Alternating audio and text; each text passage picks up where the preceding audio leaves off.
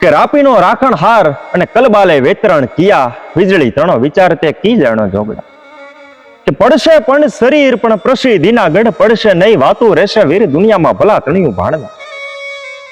સૌરાષ્ટ્રની ધરતી એટલે સુરવીરતાની ધરતી, કુમારીની ધરતી, દાતારોની ધરતી. આ ધરતીની માથે અનેક સુરવીરો થઈ ગયા, જેના પોતાના માથા પડી ગયા છે અને ધડ લેડ્યા છે. એવા અનેક દાખલાઓ ધરતીની માથે થઈ ગયા છે. એમાંથી એક સુરવીર એટલે કે જોગડો વિંજુડો, એની મારે વાત માંડવી છે. ઇતિહાસના પાનામાં જેને જોગડો ઢોલી કહેવામાં આવે છે, જેને જોગંદર કહેવાનું મન થાય, અને લોકવાયકા પ્રમાણે જોગડો વિંજુડો હોવાનું પણ કહેવામાં આવે છે. જેતપુરની ધરતી, વીર ચાંપરાજ વાળાનું રાજ. પણ સુરવીરતા કોને કહેવાય, દાતારી કોને કહેવાય, કુમારી કોને કહેવાય, એનો આ નાનકડો પ્રસંગ છે. અડધી રાતનો મજલ ભાંગી ચૂક્યો છે, કાળી રાતનો ધારું છે.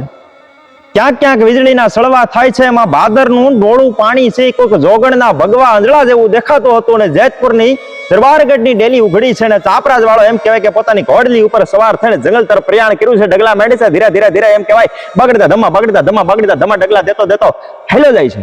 અને બરોબર બાદરની ભેખડની માથે આવીને ચાપરાજ વાળાએ પોતાની ઘોડલીને ઊભી રાખી, કાન માંડીને સાંભળે છે. પણ દૂર દૂરથી ક્યાંક બાઈ માણાના રોણાનો અવાજ સંભળાય છે, અને ક્યાંક ધીમો ધીમો કોઈક બાઈ માણા ગાતું હોય ને એવો અવાજ કાને પડે છે. ભેટમાંથી તલવાર કાઢી હાથમાં લીધી, ડગલા માંડ્યા. પણ ધીરે ધીરે ધીરે ધીરે ડગલા માંડતા હેલો જાય છે. અવાજ સંભળાય છે કે માટી થાજે યુવાના, માટી થાજે, એવા શબ્દો કાને પડ્યા. વીજળીના ઝબકારે બે વળા દેખાણા. કોણ છો બાયુ? ચાપરાજ વાળાએ પૂછ્યું કે અટાણે અડધી રાતે અહીંયા શું કામ તમે કલ્પાંત કરો છો? કે ચાપરાજ વાળા ડરીશ તો નહીં ને? ખરે હું રાજપૂત છું. તો હવે સાંભળ ચાપરાજ, અમે અપ્સરાઓ છીએ. અપ્સરાઓ અહીંયા શું કરો છો અત્યારે?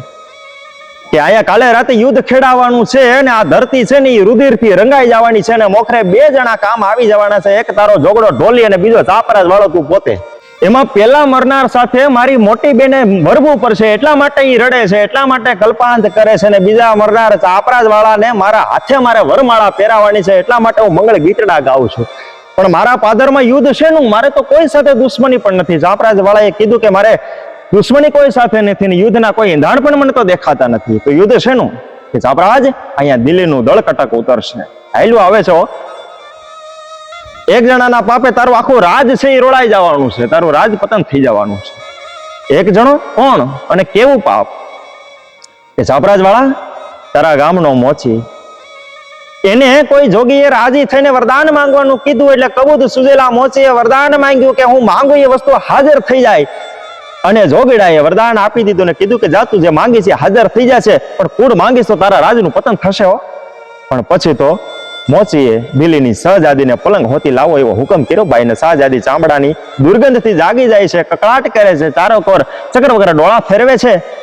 સવારનો પોર થાય એ પેલા મોચી પલંગને પાછો મહેલમાં પહોંચાડી દે છે. એક દિવસ, બે દિવસ, 3 દિવસ અને 6 મહિના સુધી 6 મહિનાના વાણા વાઈ ગયા છે, અને શહજાદીનું શરીર છે એ સુકાવા માંડાણું. એટલે બાદશાહે પોતાની દીકરીને પટાવીને બધી વાત જાણવાનો પ્રયત્ન કરે છે. દીકરીએ પોતાના અંતરની વેદના વર્ણવી, પણ બાદશાહને દીકરીએ પોતાની દીકરીએ માંડીને બધી વાત કરી છે. એટલે બાદશાહે કીધું કે બેટા આજ પૂછતી આવજે કે કયું ગામ, કયો રાજા અને શું એનું નામ છે.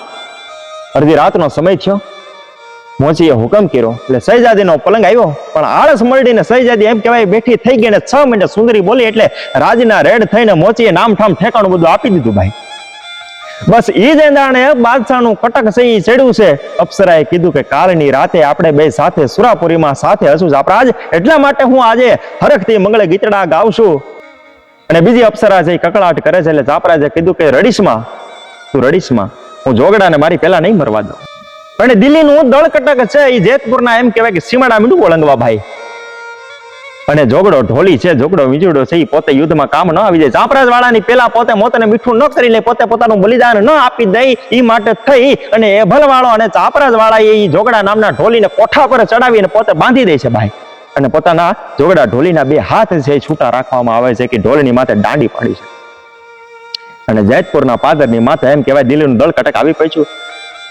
અને જોગડા ઢોલીએ ઢોલની માથે દાંડી મેકી રડીબાંગ ડિબાંગ રડીબાંગ ડિબાંગ રડસિંગા વાગે સૂતા જાગે કાયર ભાગે કામ પડે ધગ ધગતી ધરતી ફોજુ ફરતી વિનાશ કરતી તેગ વડે જનીને ના જાયા કવિએ ગાયા આવા લોક વિરલા કોક જડે મેદાને મરવા અવસર વરવા એને મર્દ કસુંબલ રંગ ચડે અને ઈ જોગડો ઢોલી છે ગળામાં ઢોલ પહેરો છે અને કોઠા પર ચડ્યો છે પણ યુદ્ધની માલિપા પોતે બગાડ જમ કરતીને છલાંગ લગાવીને પોતે મોતને મીઠું કરી લીધું અને જોગડા ઢોલીનું બલિદાન છે એ રાજાએ પોતાની નજરે જોઈ ભાઈ ચાપરાજ વાળાએ પોતાની નજરે જોઈ પણ પ્રકૃતિનો મરણ બદલાણો ભાઈ અને લાલ રક્ત જેને કેવા આખા શરીરમાંથી ચામડીમાંથી આવીને રક્ત નીકળશે એમ ચાપરાજ વાળાનું રૂપ જોયા જેવું હતું વૈશાખ શુક 14 વિશાળ રવિગ્રસ્ત હોત ગત સંતકાલ પ્રહલાદ ગીન કરુણા પુકાર થર હાય થંપરી હરર ઈ તેદી ઈ નરસિંહનું રૂપ જોવા માટે થઈ પ્રહલાદ સિવાય બીજું કોઈ જોઈ નતું હકતું પણ આ ચાપરાજ વાળાનું રૂપ જોયા જેવું હતું ભાઈ ઘમાણસણ યુદ્ધની માલિપા પોતે એમ કહેવાય જંપલેવું છે ને બાકાજી કે એમ કહેવાય દુશ્મનોનો ખાત્મો કરતો જાય છે